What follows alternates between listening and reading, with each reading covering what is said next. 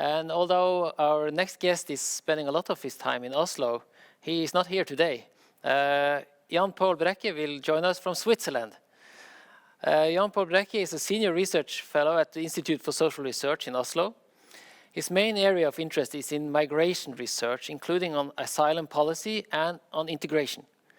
He is currently working on the causes of high COVID-19 infection rates in some immigrant groups. Jan Paul, thank you for joining us here today. Thank you. Yes, it's great. Good morning, everyone. And that you're here to share some of your experience in working on the EU projects. But could you please tell us first, and how did you first get involved in EU projects, and what are the main projects that you have been involved in? Yes. Well, actually, I was first involved as an expert. We heard that just now from Gabi that you can sign up as an expert, and I was asked to do so in the area of migration research. And that led to me being engaged in evaluating applications and following through on projects, which meant following a project all the way through to the end, to the evaluation stage as well. So that gave me insights into the process from the very start all the way to the end, to when the final deliverable had been delivered. So I've done that, but now I'm engaged also as a researcher. And that actually the first task and the first assignment led to this role as a researcher in a project led from in a consortium consisting of 11 countries, institutions, and we're studying the narratives of migration and the impact of migration narratives, both in Europe and in Africa. So that project is led from Barcelona and Florence. And we've just started this. This spring, and we're going to follow through for the next 2 years. Very interesting project, Jan Paul. Could you please tell us a little bit about your motivation to take part? I mean, you said that you started as an expert, but now you're a participant in projects. So what has been your motivation in taking part in this European project? And could you also maybe say something about what you have gained from your participation? Yes, I think I've gained a lot. Gained new contacts, insights into how other institutions throughout Europe think about these projects and think about the Horizon programs, how they work, the methodology, their sincereness, and the number of resources they make available to following through on these projects and also in the application phase.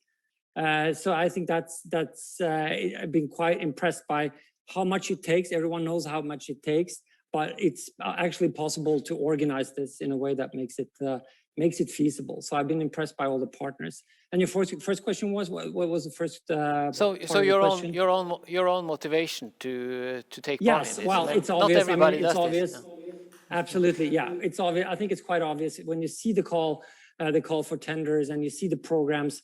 There are, I think most people in the social sciences will find one or two maybe that kind of really lights up in your head and feels like, okay, this gets your bloodstream, your blood flowing as a researcher. And certainly in the field of migration, it's been a lot of those projects and call for tenders within the programs following the migration crisis in 2015. So for us as migration researchers, it's been a real treat to read these programs and look for calls that really hit the spot and really brings the idea and makes it easy to see partners as well. So if I could change the topic a little bit, I know that many researchers find it challenging to describe and to achieve the societal impact part and also the involvement of non-academic partners. Do you have any experience in these areas from your projects? I mean, working in the field of migration and I work with refugee policies, etc. So we're always in contact with. I do a lot of research that is commissioned by government bodies, both in Norway and in Europe. And it's always a question, what is the purpose? How does this help the policy development, etc.? So we're always in close contact with these bodies, and I think that setting up frameworks, workshops, etc. It feels a bit strange for a lot of researchers. It feels safer to stay away from the impact field. But in the field of migration, we're kind of forced to being out there, to taking part in the public debates and seeing the needs of society, the needs for knowledge. So I think it's a bit easier for us maybe than for some other brands of research.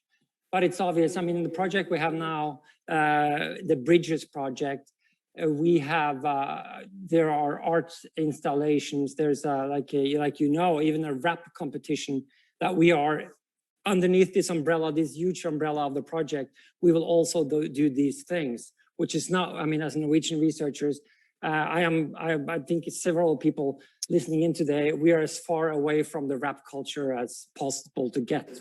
But this underneath the umbrella, we have partners who are experts on this and are kind of have their attachment and their have a feel for this, how to organize it. So we're having it's a cross-border international European contest. They'll have lots of videos made, and we also have connection points with decision makers at all levels in the European government and at the national level. And I also would like to mention that, I mean, I'm going to do field work in Africa next year and in Sudan.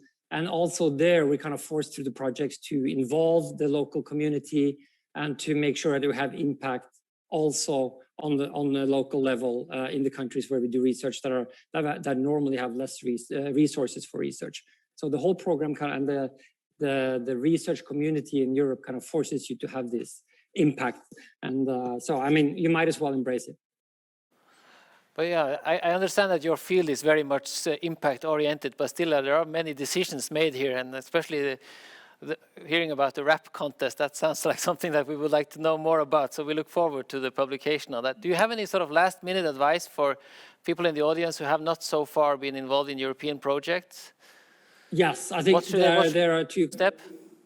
Yeah, I think the first thing is to get into the process early. I think that's already been said. That's really crucial, because the number two advice is to be networking. You need to have a network that's already there. You have to know of your network, because these decisions are made by the institutions at a very early stage. So one, be early, early and know what's coming up regarding calls. And be very early at networking and contacting these partners, just saying that we're interested. Have you been looking at this?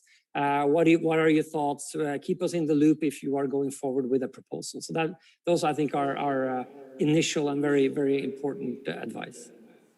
Thank you. And Jan Paul will also stay with us for the last hour of the program. So if you have questions for him, just put them in the chat.